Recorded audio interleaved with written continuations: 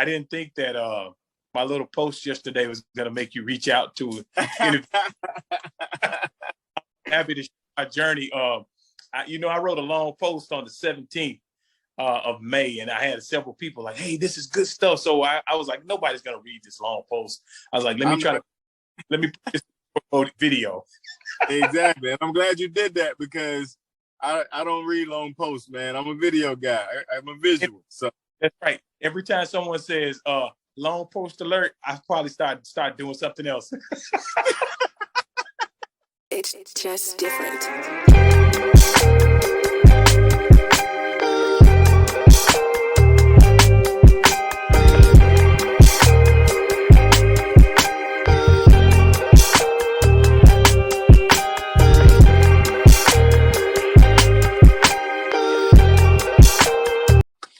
Welcome everybody back to B.A.R Fitness TV. I'm your host, Dwayne. This is B.A.R Fitness. And as you can probably hear and see, if you're watching on YouTube, I am actually in the car at a barbecue.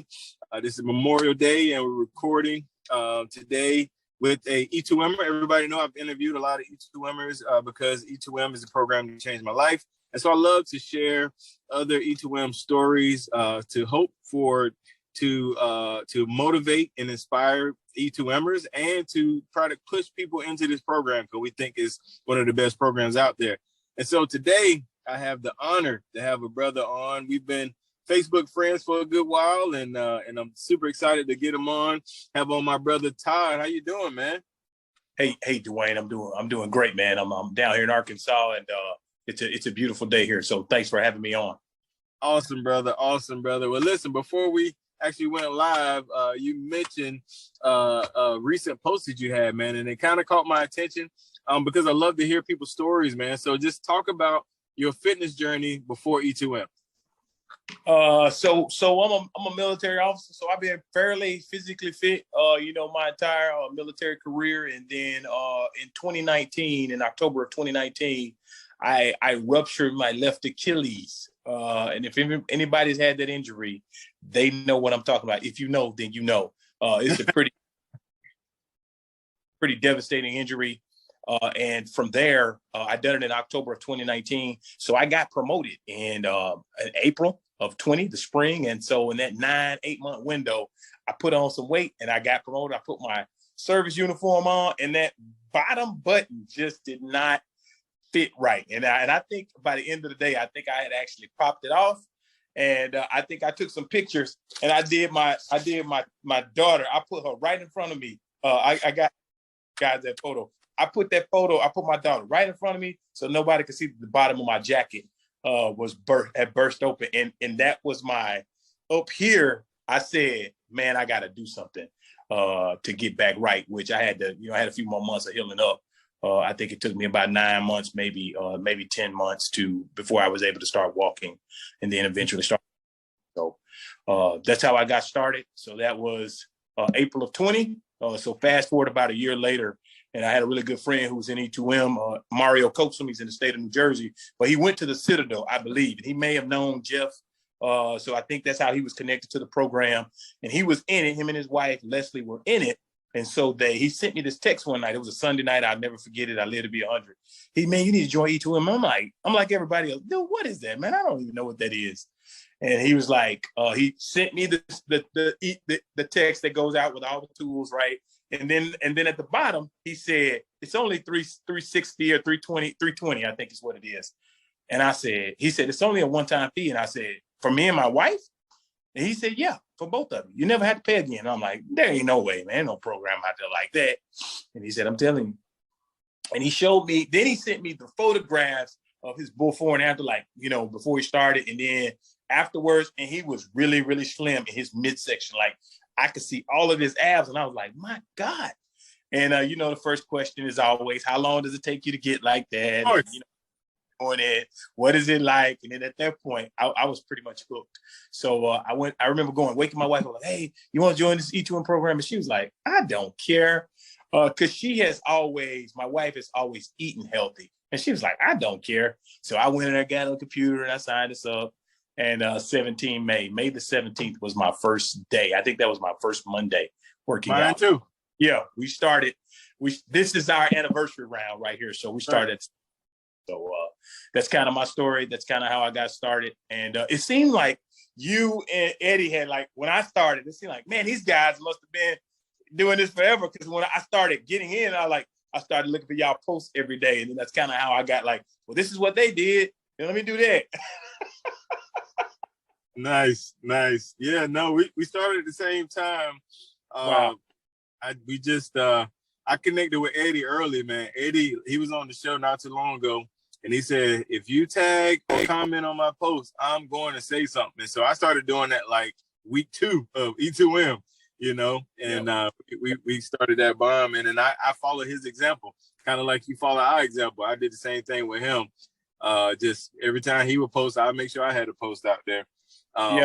That's really cool, man. And I love seeing your growth and transition. I mean, not just on the physical side, but even interacting in the group. I love seeing that progression in you as well. But before I get to that, I like to talk about that first week, the detox week. Talk about how you felt, what you went through. Well, talk about that a little bit. The first time I went through the first week, it was difficult because it's that detox week, and it's like, man, I am hungry. And, your body adjusts to the eating window. Your body adjusts to drinking all that water. And it's like, man, I'm hungry. And I'm in the bathroom all the time. And then I think I went through a period where a couple of days I had some headaches and I was really tired in the afternoon. And I remember texting Mario and calling him like, man, it's freaking detox week. And he's like, hey, man, you need to get some gum. You need to get this special type of black coffee that tastes good. He sent me this list of he texted me like this list of things I had to have. And so I went and got all those things. So I remember sitting at work, like, just eating pieces of gum after gum after gum. And then finally we made it through week 1, and it's like, it passed. So everybody that I recruit, I tell them about detox week, and then I tell them, hey, it's going to pass. And I had some other folks that I recruited in that they got through it just fine. But yeah, that first onboarding is like, man, it's just like, like, man, I don't want to go through this. But once you kind of get through that part and kind of figure out what days we do what exercises, kind of figure out the workout schedule, then I've been rolling ever since.